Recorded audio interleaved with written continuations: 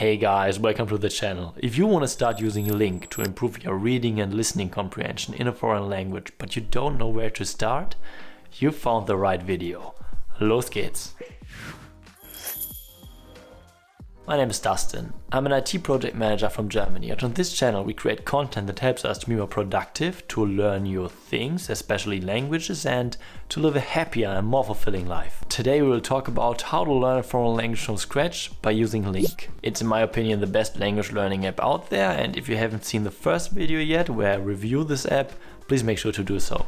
I will link it here. In a nutshell, Lingq is an app that helps you to understand a language through reading and listening. It's based on the comprehension hypothesis by Stephen Krashen, which says that through consuming massive amounts of content in spoken and written form, we assimilate a language. The content needs to be comprehensive, so at the right level for us, and also compelling, so interesting to us as well. Further, Lingq makes your progress visible, which motivates also a lot. About that fundamental principle for not only language learning, but also life and business, I already did a video and I will link it somewhere here. In this video we will first have a look at the case that the language you want to learn has a different alphabet. Then I will walk you through Lingq and will show you which content you should start with. We will then lay out a plan to progress through the different levels, starting at A1 up to B2 and further.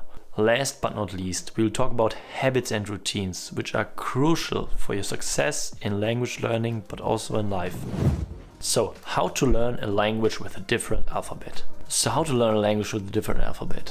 First, there's the case that the language doesn't have a regular alphabet at all. So in that case, Lingq shows you, I think, the phonetics in a Latin alphabet, or even translations directly above the signs. But I haven't used that yet myself, so I can't really tell much about that. But I read already in the comments on my channel that some people out there are learning, for example, like Japanese or Chinese via Lingq, and that this is working fairly well. But to be honest, I haven't really thought about that, or not in depth at least. But if the language we want to learn actually has an alphabet, which is just unknown to us, then I would go ahead and learn that first. So I would learn that before I would start using Lingq. Because I like to play around with apps, I would probably search an app that suits my needs. Since I already thought a bit about that, because I want to learn Korean in the future, I have some recommendations for you. First of all, there's Scripts, which is an app from the same company who published Drops. I already did a video about that and will link it here. There you can learn a bunch of alphabets, and the app is really nicely designed. You can also learn an alphabet using Duolingo, for example, and I think there are many alphabets available. So I looked that up because Ukrainian isn't available, for example, in Scripts. Or you can use Lingo Legend, which is a game for the smartphone, which just recently came out, and where you can also learn a different alphabet. Now let's start from scratch together. So after you have signed up at Lingq, which is pretty easy, you get to the starting page. And yeah, let's see what we need to do now. So this is the starting page. I already choose the language, like let's pick Korean for now. And as you can see here, first this one is pretty important. So you can see beginner 1 to beginner 2 as in terms of difficulty. And the first thing I would change is set it just to beginner 1. Then it shows you only beginner 1 content. And depending on the language you are learning, you have different content, of course, available. So there's either more or less depending on how many learners there are for the language actually. Okay, this is one thing. Then here on top, you have also the statistics where you can see all the different kind of things, how many words you know, how many links you have, and so on and so on. For a review of the app in general and how the app works, I already did a video on this channel, so I can't go deep into those topics here. So let's focus for now on which content you should consume and where to start. Because there's lots available here and it can sometimes feel overwhelming. Okay, so on top, the tutors and community tabs I would just ignore for now. They're not relevant if you start out with Lingq.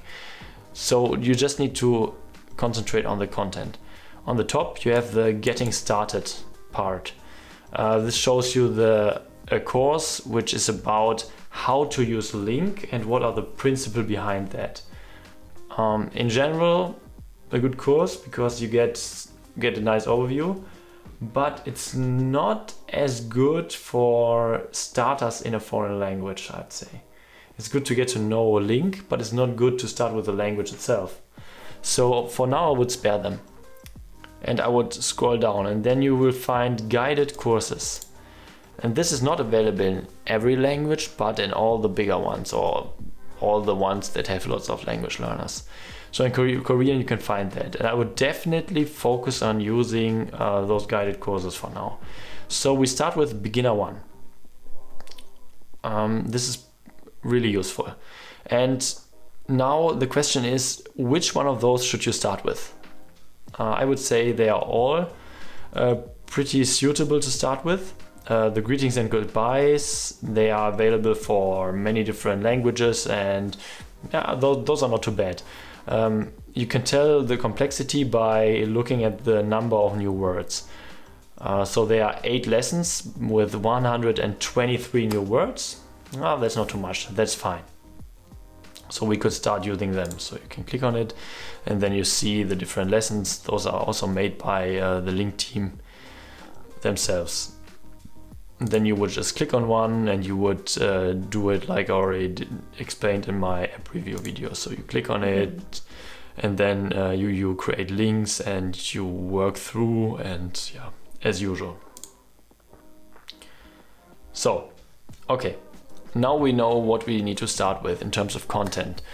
But that's not all. So after you have read a story or two or a lesson or two, then you also need to keep in mind that you should read the stuff, probably even multiple times, but this is one thing. But you should also listen to the content, and this is probably even more important. So reading the stuff and then listen to it over and over again, because the more you listen, the more you will notice, the better you will improve, and the more you will understand, of course. So yeah, make sure that you somehow find time throughout the day to do those listening exercises. You need to be creative. So for example, if you're commuting to work, if you are doing, I don't know, chores in the household or all those kind of things, try to get some listening exercises in there. Okay, once we got the other stuff under our belt, we can proceed to the mini stories. Progressing through the mini stories will take some time. I did 1 or 2 stories daily and then also listened to them multiple times actually. And this is content that will accompany you for a long time, because you should re-listen to them for a few months ideally. This will help you to notice things, to notice pattern of the language, notice grammar, notice all the things that are important, notice different words, or learn a good basic vocabulary and stuff. And I would say if you do that consistently over a long period of time, like 2 months or so, you will get by doing that to an A2 level, at least in terms of comprehension, listening and yeah, also reading. So those mini stories are that valuable because you get lots of repetitions. That means each mini story is made in a way that it gets told from 2 different point of views. Those different point of views can be 2 different persons who are speaking about the story, about the same story from different point of views. It can be 2 different tenses. It can be those kind of things. So we get lots of repetitions in there, but it's slightly different. Further, at the end of each story, there are questions that are being asked, and also the answers to those questions are being told. And this way you get further repetitions. So yeah, it couldn't be better actually. They can get a bit boring after a time, especially if you're learning multiple languages and then you know the story already, or the stories already. But nevertheless, this resource is highly valuable, or actually indispensable. So I use them for each language I learn at Lingq. Next step is to further consume more content on the intermediate 1 level. So we have also a tab for that here, and here's lots of content actually available. Can be all used, should be all good. Just proceed as we did already with A1 and A2. But further, we can now also already import our own stuff. The series on Netflix are a bit too hard still, probably, I would say, and also movies, but with the right YouTube channels, you could probably make some progress. So yeah, this might be useful. You can also already take a look at the other things here, at the other content that's available. So you can just say here, let's pick intermediate 1, and then you scroll through the list and you look for stuff that might be interesting to you, and then you just choose stuff and learn it. That's fine. They are also already giving you YouTube channels that you can learn with, or you just go to YouTube and search for stuff and see if you can find stuff that's not too challenging for you. I would at this stage still search for content that's for language learners in specific. That's just a hint that I can give you. Further content for kids is great, but make sure it has subtitles available. Ideally, handmade subtitles. Right, so also you could in theory start to import books, but it should be easy books. Books for children probably, that could work. Books you have already read before. This is especially really valuable. So if you could import Harry Potter in your target language, that's something that you could try at least. Might be still too challenging for you, but you can try. If it's not too much of a chore, that's good. If you could read Harry Potter, like multiple parts of Harry Potter actually, that's pretty good. Also make sure to find the audiobook version, because you also want to make sure that your listening comprehension is getting better. And this way you progress through the intermediate content. It's hard to tell when you have which level, at how many words and stuff. That depends highly on the language you're learning. So I can't tell you, hey, with Korean you need 20,000 words, then you will be at B2 or something. That's not how it works. Otherwise I would give you that, of course, but yeah, it's not that easy. So now let's have a look at intermediate 2, or I would say B2 and higher. Of course, again, here the content at Lingq you can consume, that's fine. So you could stack it up a notch. Now you have intermediate 2 content. Again, you can look for stuff and read what's interesting to you. All fine. But what you can do also now is at that stage, and I call that the fun stage actually, now you can consume stuff that you are regularly interested in.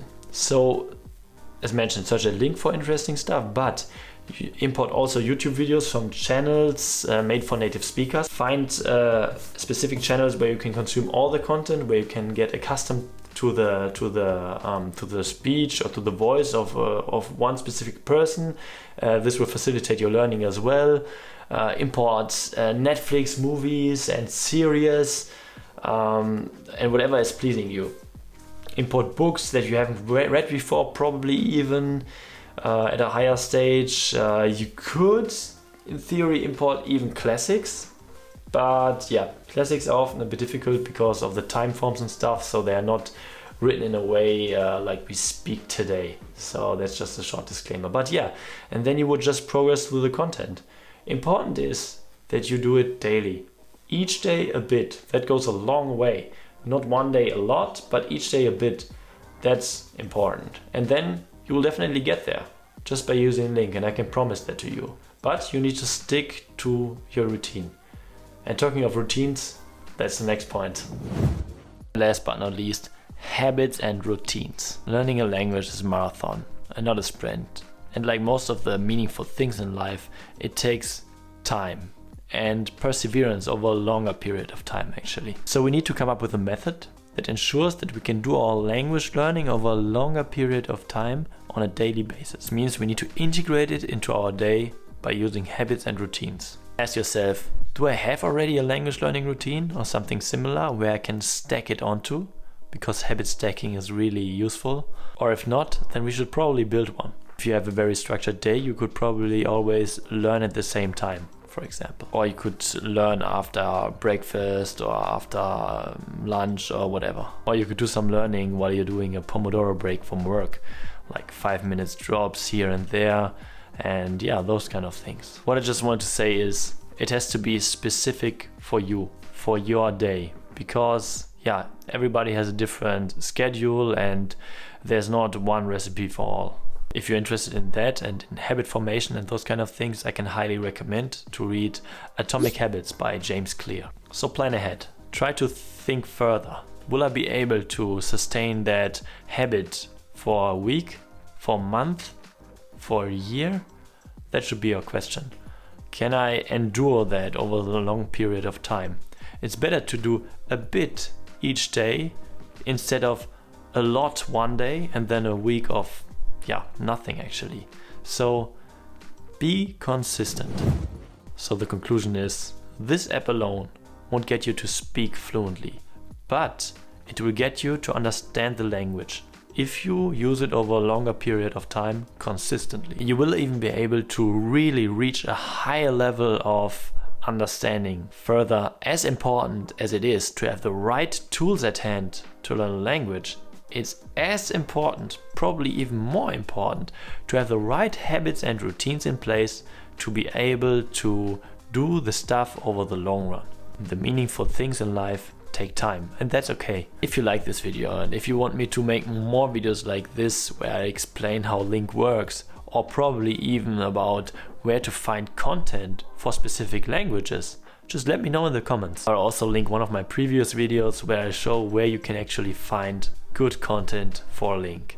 And also another video where I show which are my favorite YouTube channels for learning French with Lingq. If you found this video useful, please leave me a like and a subscription to the channel, and make sure to click on the notification bell to not miss anything going forward.